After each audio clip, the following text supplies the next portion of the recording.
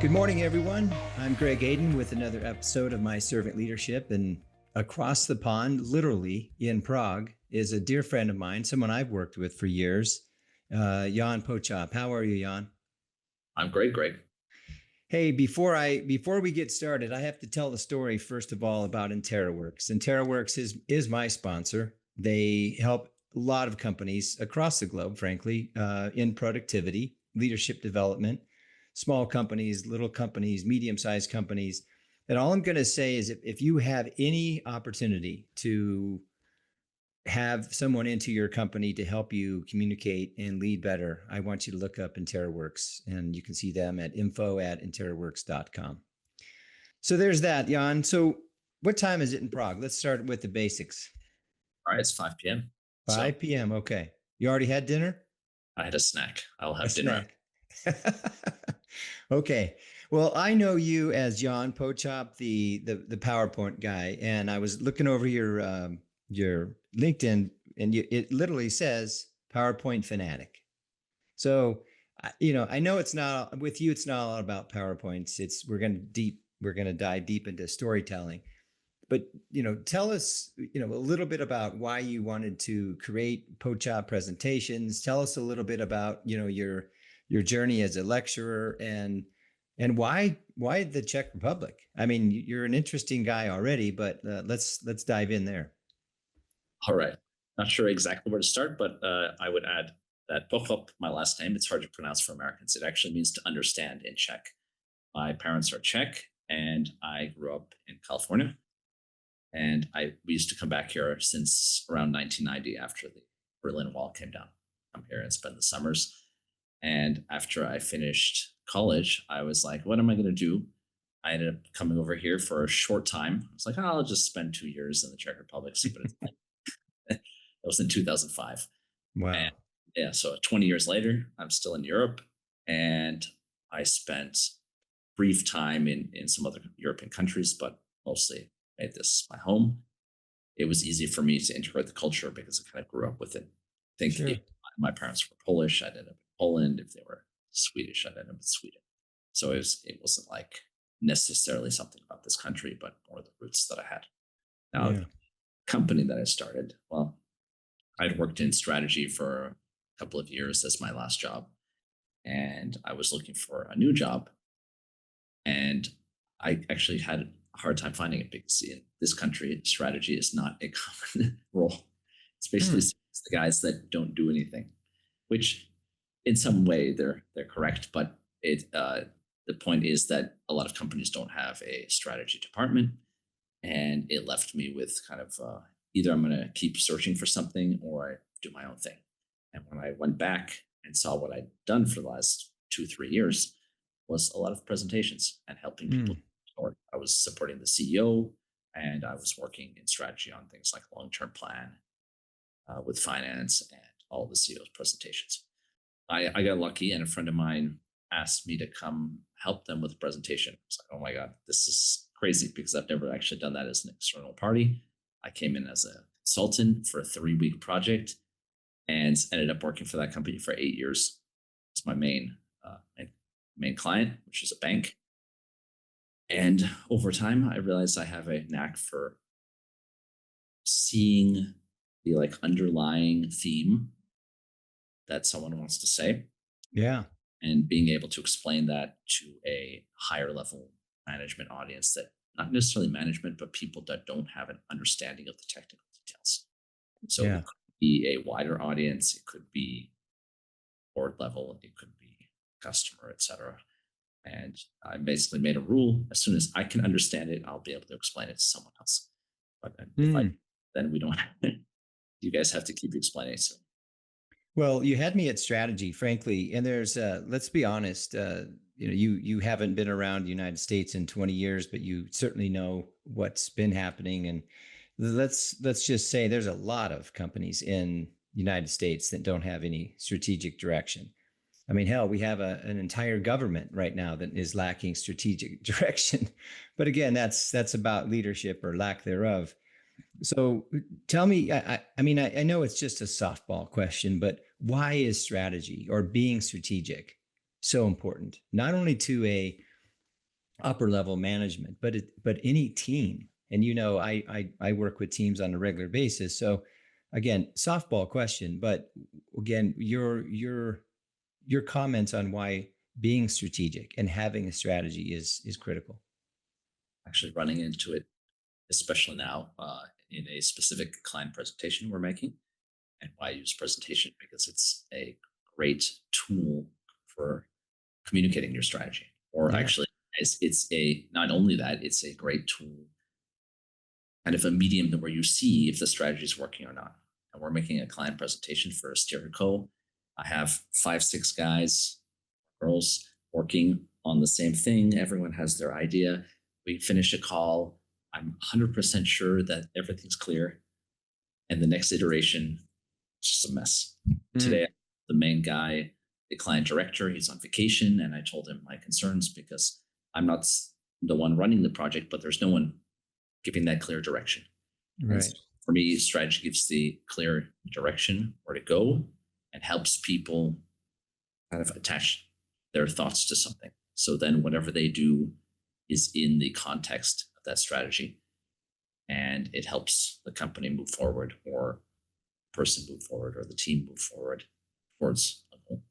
Yeah, absolutely. And again, it's fairly straightforward to say without a strategy, without a plan of direction, it's impossible to get to the goals that the team or the organization have set out.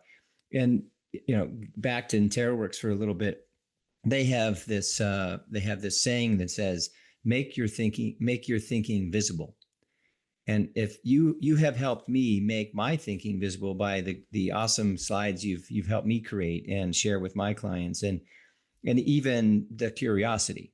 I mean, you know me long enough that I've been saying two of the most important or more powerful leadership qualities is being curious, asking questions. And certainly another one is empathy. And you've helped me with create presentations and slides where curiosity is now visual. And curiosity goes back to when you were 4, you were 5, your kids were 4 and 5 or 6. The question we always asked was, why? Why are we doing this?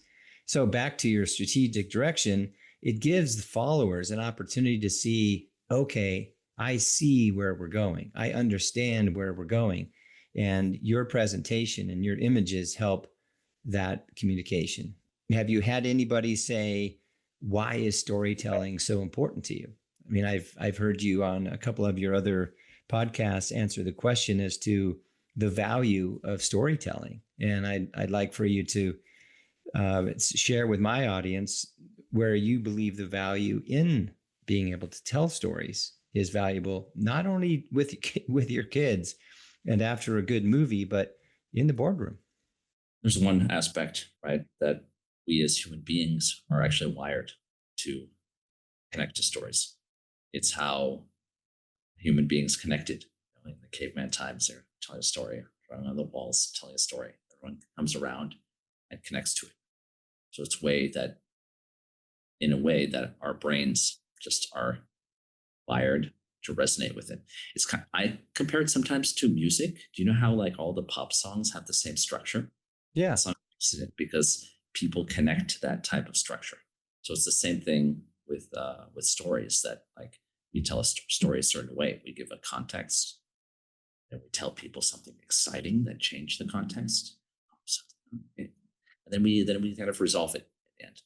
And to be honest, almost all stories are told that way. It's just the speed of how quickly you move to the resolution, and how much detail you give, the depth.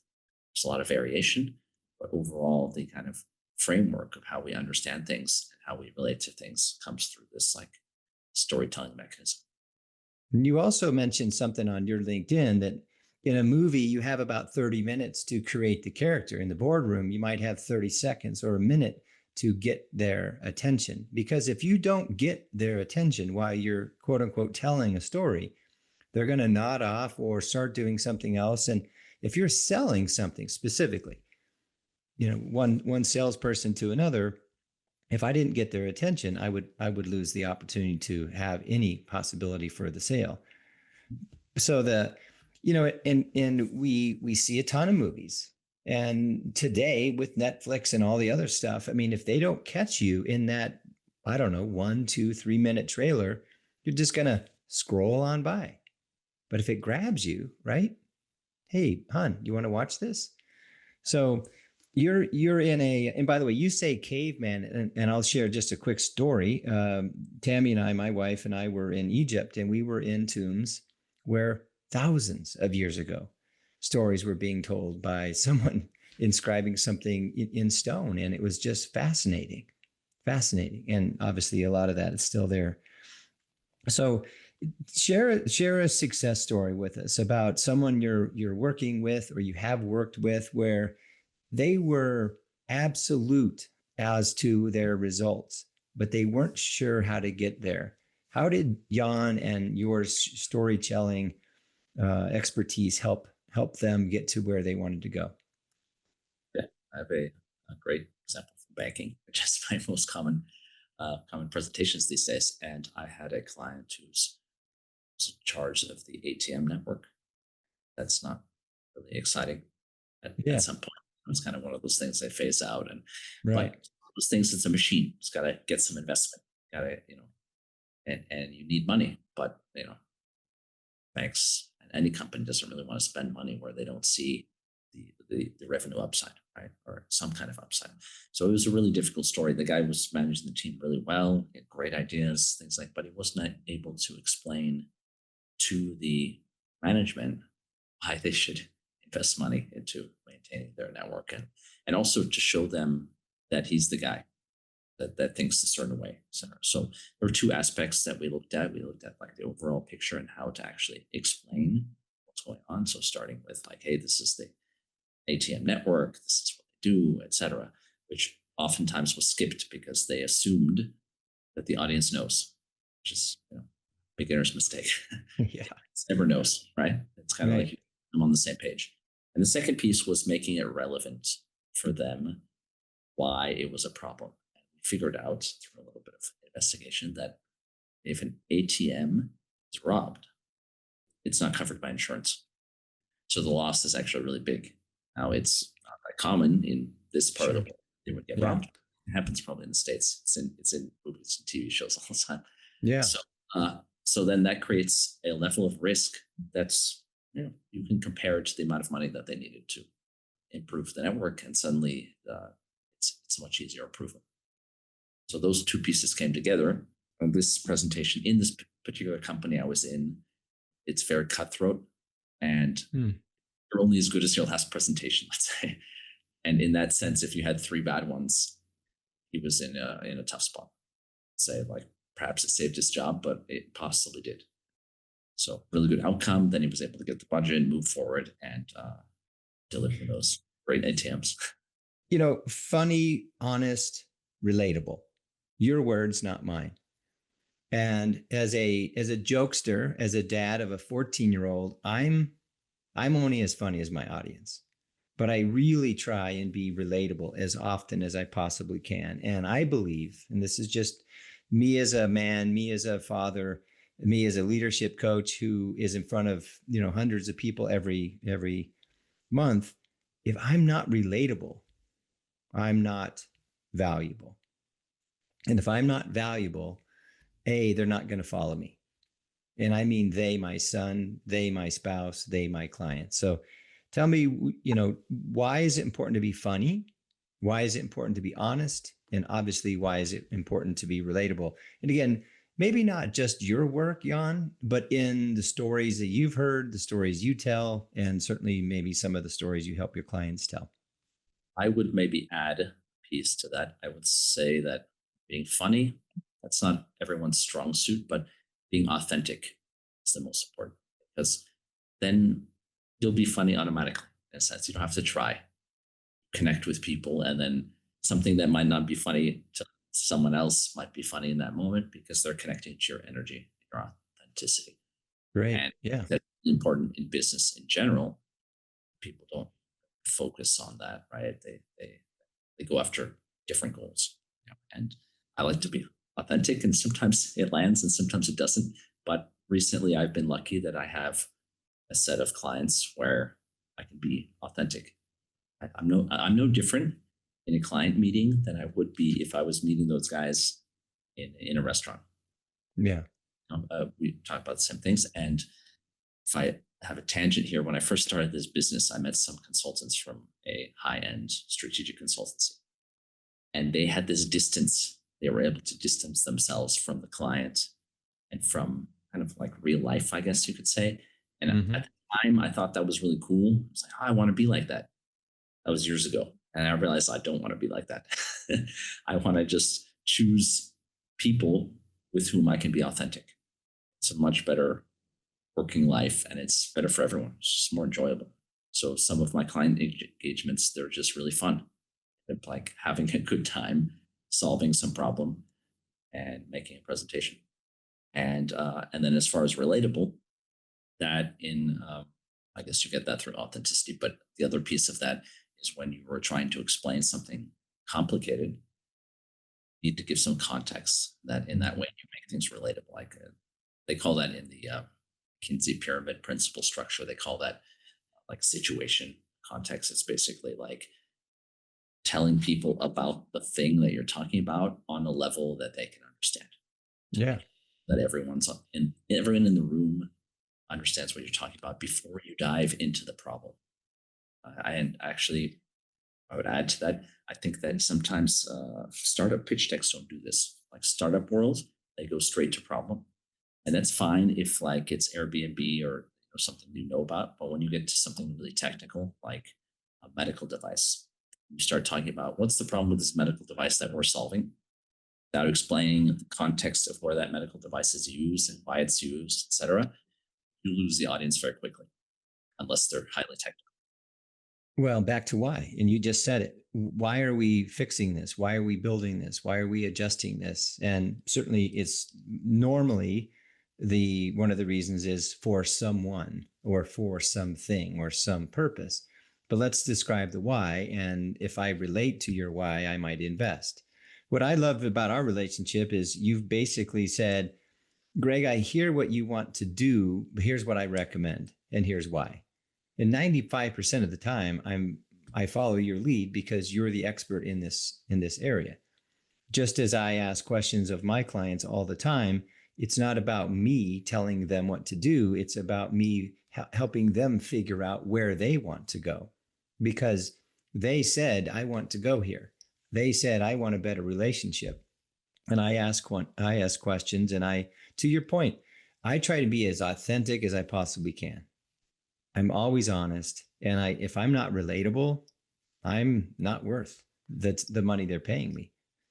Or having me address, a group of 40 or 400. I don't go up there and start telling jokes, but I certainly can read the room and recognize when it's okay to be lighthearted, so people can say, "Wow, this might be fun." But when we're having fun, in your honest opinion, I can see the slight smile there. When we're having fun, even as adults, but certainly as kids, what do we create?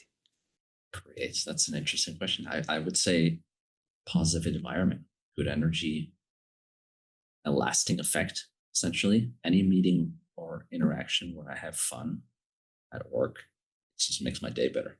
It's a whole thing. Amen. Amen. And what do we remember? I mean, you just said it, lasting effect, a memory.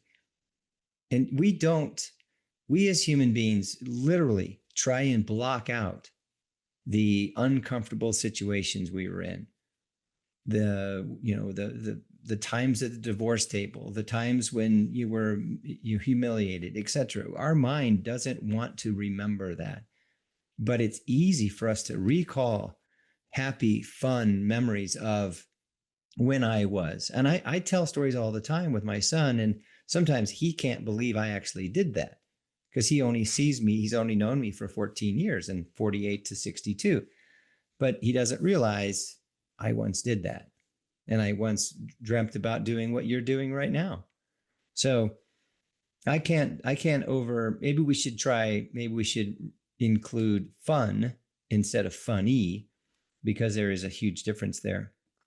Tell the audience, Jan, one thing about you that maybe it's not on your LinkedIn. It's not embarrassing, of course, but it's just an interesting factoid about Jan and maybe you're growing up or what you've done in the last couple of years to help you really understand who you want to be for the rest of your years. Recently, actually in the last week or so, I've been reworking my values. What's really important to me. Beautiful. I feel like I've never done that in my life, to be honest. So if someone asked me, like, what's the most important thing in life? What do you stand for? Things like that. I'm still in the process of it. But one thing that came up that I really take to heart and have in almost every aspect of my life is growth. Mm. So not only doing my business, I do emotional work, my emotional growth. I have an emotional fitness coach, and we have weekly calls and we talk about how to better manage our emotions when we're triggered, not triggered, Mm. etc. How to express better. I work on spirituality. Or there's different definitions of that, but for me, it's about connecting to self, meditation, growing in that way. And I'm a big fan of just going to the gym and staying physically fit and growing physically. Yeah, it's huge. So growth is probably one of my top values in that.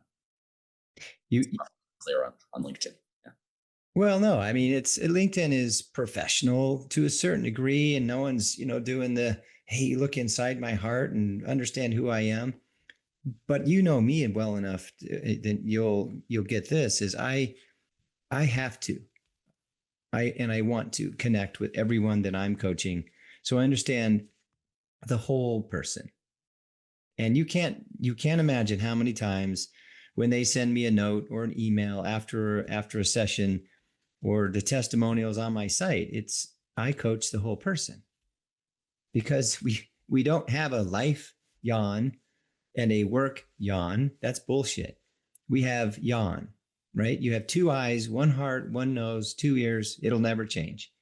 And how you decide to grow as a human being will be recognized by everybody in your life, period. And I get so tired of hearing oh, it's a work-life balance issue. No, it's your choices.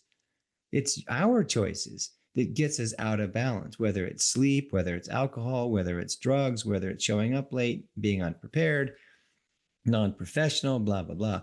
But most of the time, and this is my personal opinion, most of the time we get sloppy is when we get lazy and when we're not putting in the work physically, spiritually, emotionally, everything you mentioned.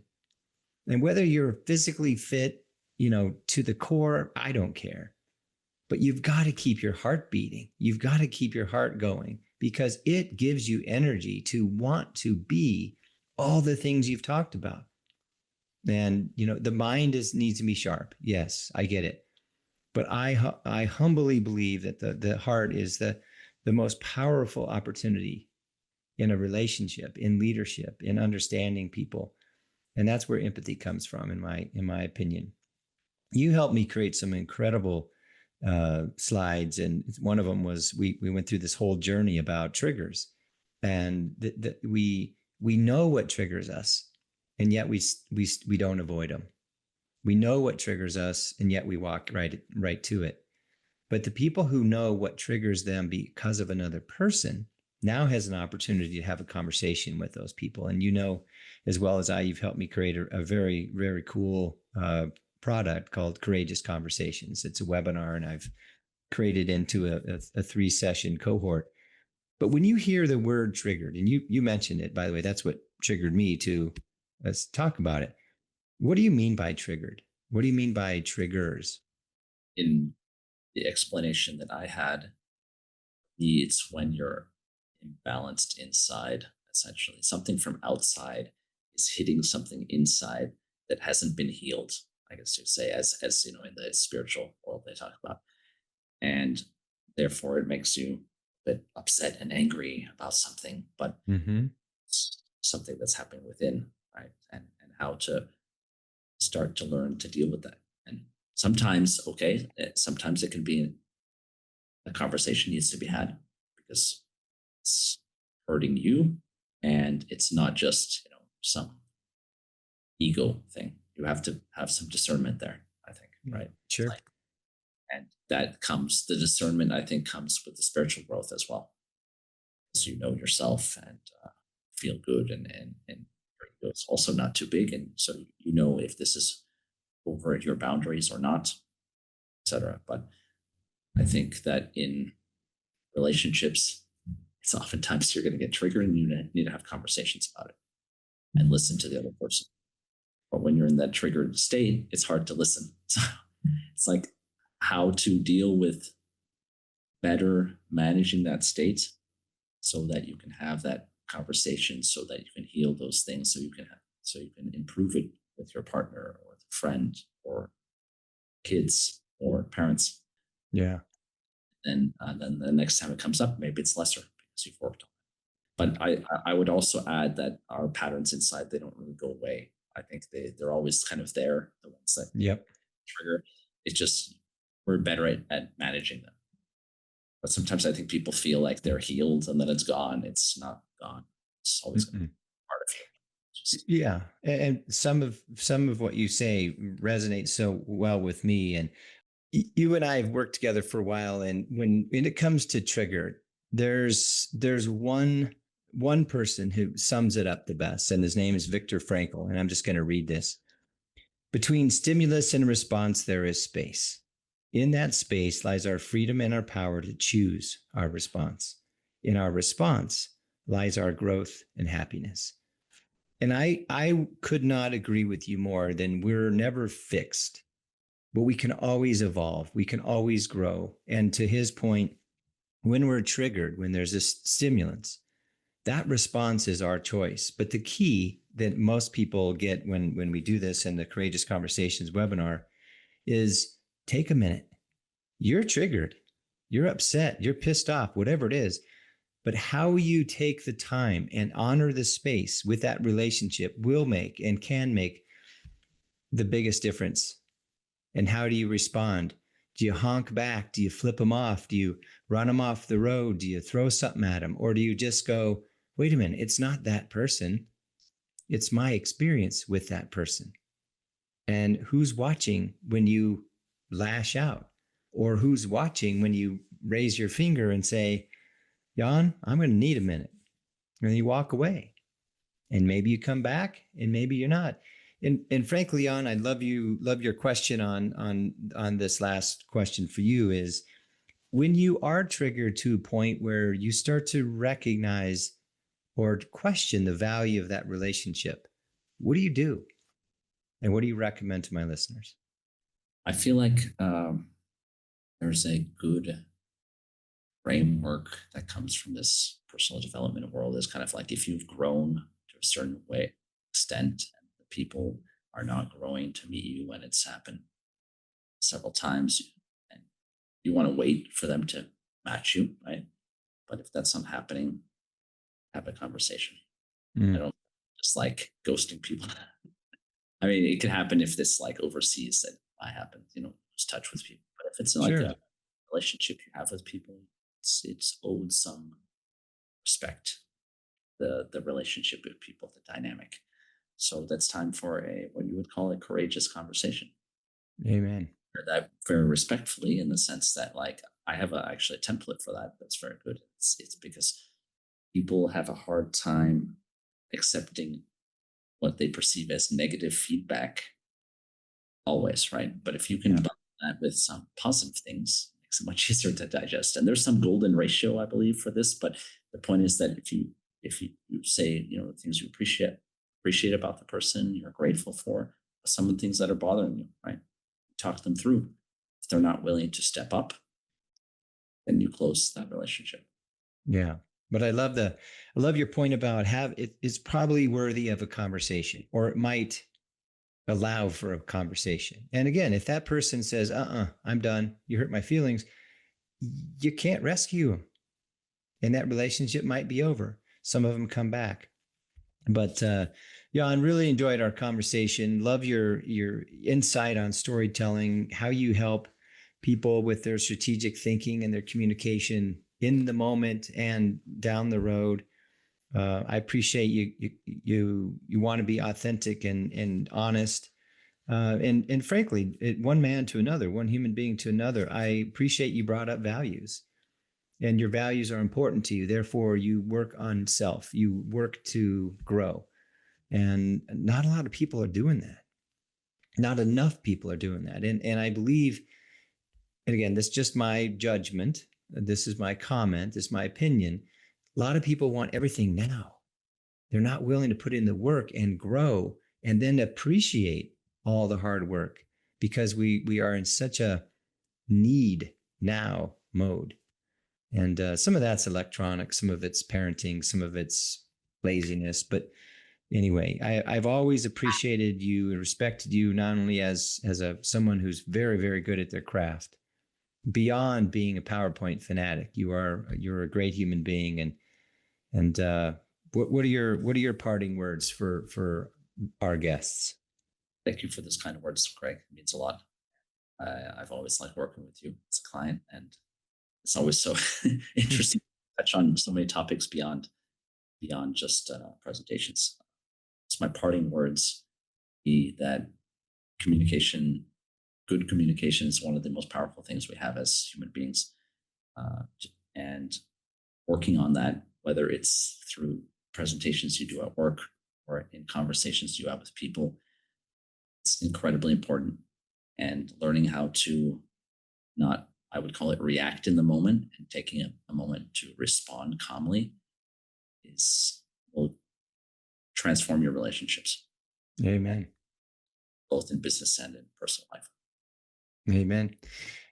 Well, thank you for what you do, ladies and gentlemen. Jan from the Czech Republic, 20 years he's been there, 20 years he's been helping people, but I guarantee you his footprint is much larger than the country he lives in. He's helping a lot of us here in the United States. And again, thank you for your loyalty to me. You're reaching out saying, hey, what can I do to help you get better? And again, I appreciate your honesty when it comes to, Greg, what you're looking for is okay. What I'm going to help you with is going to really help your message be more powerful. And I've always appreciated that about you. So go out and tell stories, be honest, be authentic, lean in, ask yourself, are you triggered because of what they said? Or are you triggered about what your experiences are telling you? So if you do a good conversation or an honest conversation with someone that you know, like, or love, then please set up the time. And if they're willing to have it, we wish you the best of luck.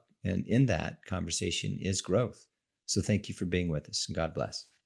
So there you had it. What a wonderful conversation with a dear friend of mine in the Czech Republic, Jan Pochop. He's just a great guy, good human being. And obviously his focus is presentations and helping you tell your story better with slides. But again, it's way deeper than just PowerPoint. It is way deeper.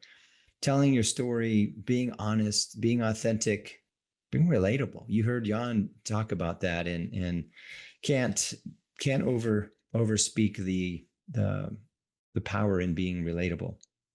And triggered. What triggers you and why? We talk about this at the highest level at the Courageous Conversations webinar and my intentional communication builds stronger relationships. When you're triggered, what do you do? How do you show up? How do you react? And growth. I mean, I can't tell you how important it is as a human being to know what's important to you, and then work to grow that way. Do the work, and work on self so you can be better for everyone around you. And again, thank you for InteraWorks. If you're interested in productivity, leadership development, InteraWorks has helped large corporations all over the world and small to medium-sized businesses as well. So look them up, my sponsor, at info@interaworks.com, or just Google interaworks.com, and you will find it. Again, thanks for being with us. God bless.